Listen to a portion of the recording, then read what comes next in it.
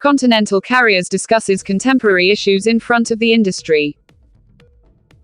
We are all getting ready for it, all the airlines, for agents, like consolidators, everybody is trying their best to get ready for this vaccine traffic. But unfortunately, we are not yet clear whether we should invest in, -2 to 8 degrees or -20 degrees or plus 15 to 25. All those things are still unclear as to what needs to be done. I've been talking to a few companies, to get to make my cool chain warehouse. Unfortunately, today also they are asking for 12 to 14 weeks time for getting the, warehousing, thing delivered. So the more it's getting delayed, we'll all have problems, We'll all have problems, So the government has to decide how soon they can clear all these issues, whether they require what temperature in the warehouses or, or the customers who have to use that, they have to sign agreements with some people so that we can invest in these things. So we need a little more clarity from the health ministry, from the government, what is to be required, what is needed, or from the big companies who are manufacturing these type of vaccines.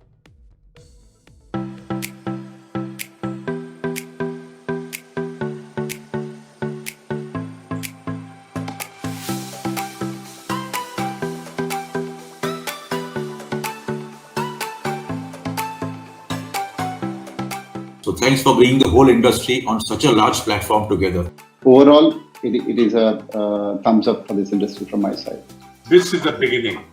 The power of India has come now. The only thing is what we can say is the government should clarify the policy of SCIS for the freight forwarding agents. Presently, this is not clear whether air freight forwarders are, they are entitled for SCIS or not. We people, if we have to invest, in cool chain, warehouses and all those, even trucks and all those things, even in handling these, cool boxes, import and other things, those things have to be imported. Now, to get licenses to import these things and, to like exporters, they're importing their duty free. Similarly, we should also, as a freight forwarder, we should also get it. 2020 was a very good year for few of us, It was a good opportunity for some, but some people, who are not ready to change, they're all suffering. But 2021, I see a very, very good year for the freight forwarding. But you have to come out of the box. I'm quite positive that we as Continental will do good. We'll do, good in the coming year.